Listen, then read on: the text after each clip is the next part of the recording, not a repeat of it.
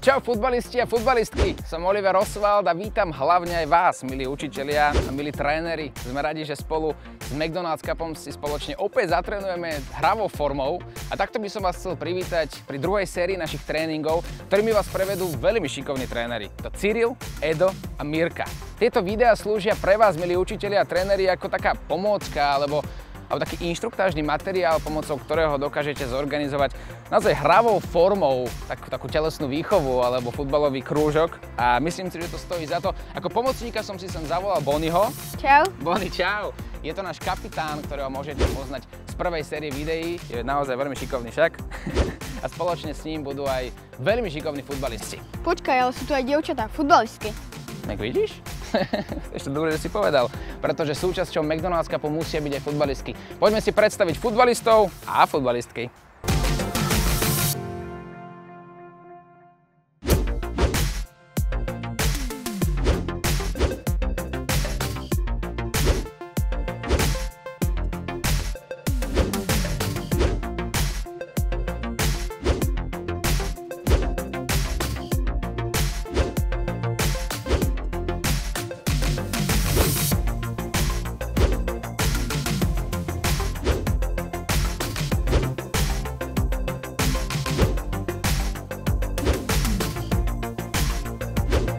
V dnešnom prvom dieli sa pozrieme na rôzne formy aktivácie detí. Takáto aktivácia slúži na rozcvičenie a na prípravu detí na rôzne cvičenia, na ktoré sa pozrieme pri ďalších dieloch. Budete potrebovať logicky loptu, kužele, koordinačný rebrík, na ktorom som si kedysi zlomil rebrá, a rozlišovacie vesty. Nezdržujme. A čo, Bonny, ideme na to? Poďme na to! Poď.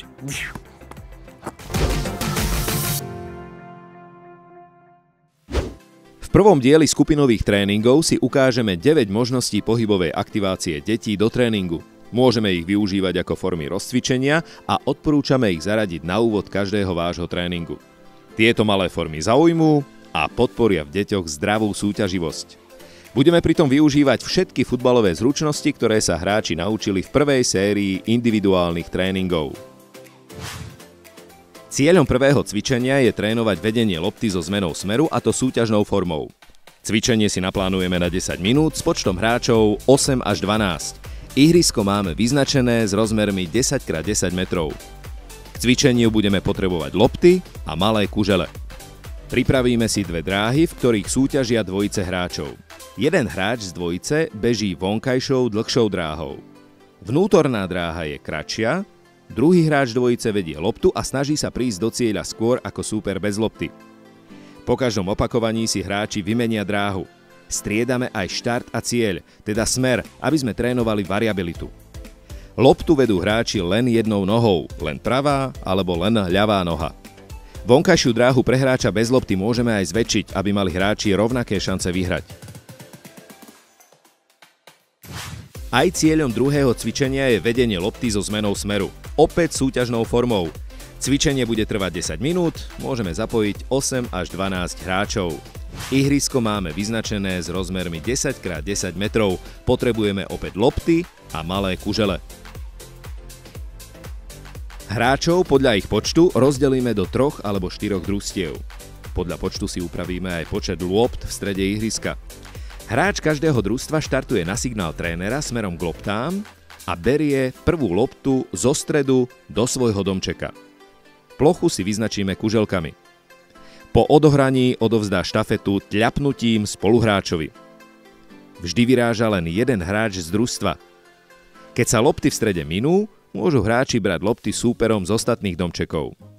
Ostatní hráči nemôžu brániť svoje lopty v domčeku. Víťazné je to družstvo, ktoré nahrá do domčeka 3 lopty ako prvé.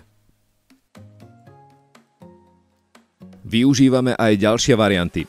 Pri mladších kategóriách môže byť kradnutie lopty z domčeka rukou. Iným variantom je zapojiť 2 a viac hráčov pre rozvoj spolupráce a taktiky, alebo hráči vykonávajú vedenie lopty rôznymi spôsobmi, ktoré určí tréner. Stále trénujeme vedenie lopty so zmenou smeru. Trvanie cvičenia, veľkosti ihriska a počet hráčov sú rovnaké ako v predchádzajúcom cvičení. Ihrisko si pripravíme podľa obrázku. Hráči štartujú na signál trénera zo svojho domčeka a vedením lopty obídu malý kužeľ. Následne sa snažia zostreliť veľký stredový kužeľ. Meníme smer prevedenia cvičenia a dôraz kladieme na vzdialenosti a detaily. Ďalšou možnosťou je, že hráči môžu ísť až k stredovým kužeľom, prípadne môžeme meniť počet kužeľov v strede. Alebo hráči urobia celé koliečko. Popritom striedame vedenie lopty oboma nohami s následným zostrelením kužeľa. Pri tomto cvičení trénujeme rozvoj rýchlosti a koordinácie rovnako súťažnou formou. Trvanie cvičenia je 10 minút a počet hráčov 8 až 12. Ihrisko si pripravíme na dĺžku 15 metrov. Kužeľmi vytvoríme jednoduchú prekážkovú dráhu s vyznačeným štartom a cieľom. Hráč sa snaží prejsť prekážkovú dráhu čo najrýchlejšie. Vytvoríme viac družstiev s viacerými dráhami a súťažíme formou štafety. Dráhy môžeme zmeniť a vyskladať inak pre ďalšie varianty súťaže. Na vytvorenie dráh využívame rôzne pomôcky, ktoré máme v školách k dispozícii. Každé družstvo bude chcieť zvíťaziť, rozhodovať bude reakčná rýchlosť a koordinácia hráčov.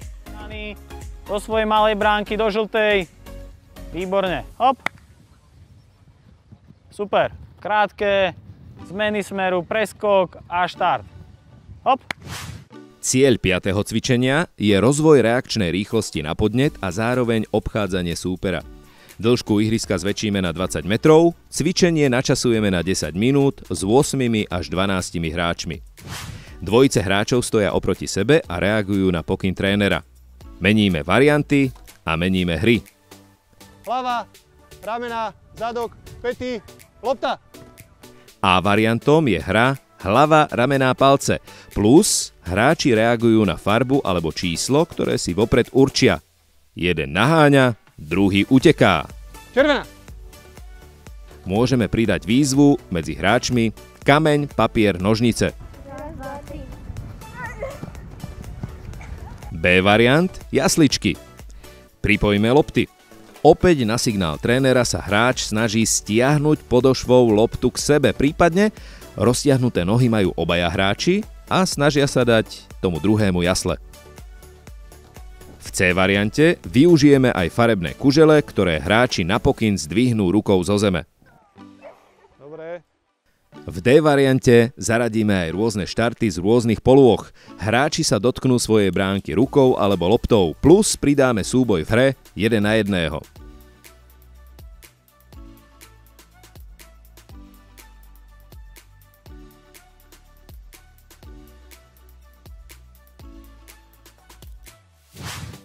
Šieste cvičenie je zamerané na rozvoj reakčnej rýchlosti a vedenie lopty súťažnou formou. Ihrisko si upravíme na 15 metrov, dĺžka trvania cvičenia sa nemení, pomôcky, lopty a malé kužele. Každý hráč má svoju loptu. Hráči vedú lopty rôznymi spôsobmi vo vymedzenom priestore. Na signál trénera loptu nechajú a šprintujú k farebnému kužeľu určenej farby. Stále si popritom rátajú body. Nasleduje nový variant muchotrávka. Za chrbtom si zamiešame kužele a vyberieme farbu. Hráči napokyn získajú jeden kužeľ, ktorému nebude pasovať farba s určenou farbou, bude muchotrávka. A hráč si odpočíta jeden bod. To má žltú, otrávený, mínus bod. Dobre, poď naspäť. Alebo ďalším variantom môže byť to, že kužele budeme mať rozmiestnené rôzne v priestore, okolo kruhu, v kruhu a tak ďalej. Hráči tu trénujú svoje reakcie na podnet a sústredenosť. A zároveň aj počítanie, keďže si skóre sledujú sami.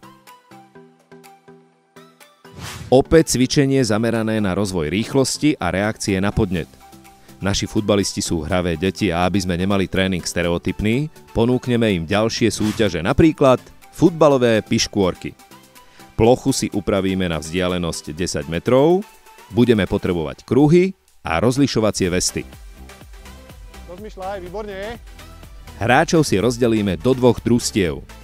Na signál trénera beží prvý hráč každého tímu ku kruhom a snaží sa rozlišovačkou vyskladať 3 susediace políčka rôznych smerov.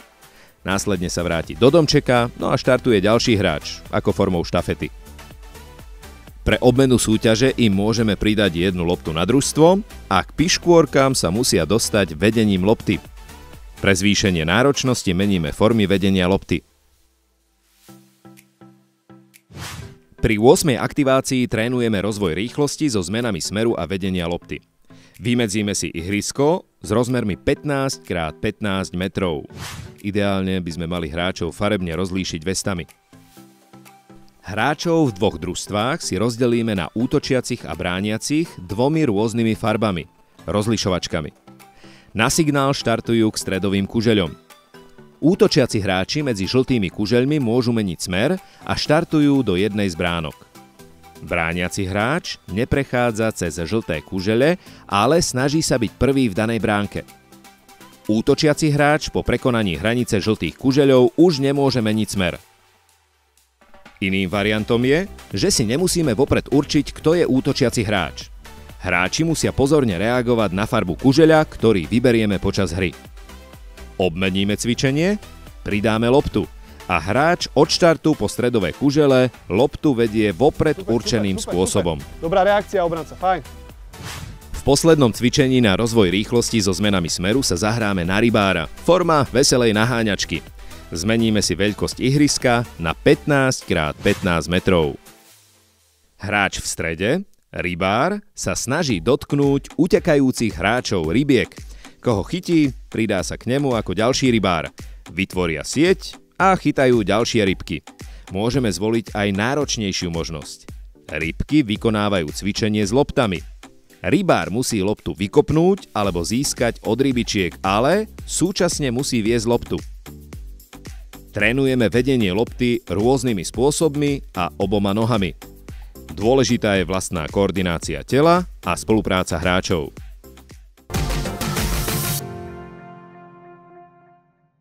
Rozcvičenie zakomponujeme do každého tréningu. Využívame rôzne varianty pohybov, nech rozcvičíme naozaj každú jednu časť v tele a využívame rôzne pomôcky a naháňačky, ktoré deti milujú. Budeme trénovať aj pozornosť a koordináciu našich malých futbalistov, ktorá je nesmierne dôležitá, a nezabúdajte na stretching. Ja som to podceňoval a veľakrát som po tréningu nevedel ani zaspať. Vidíme sa pri ďalšom videu a veľa trénujte. Ahojte!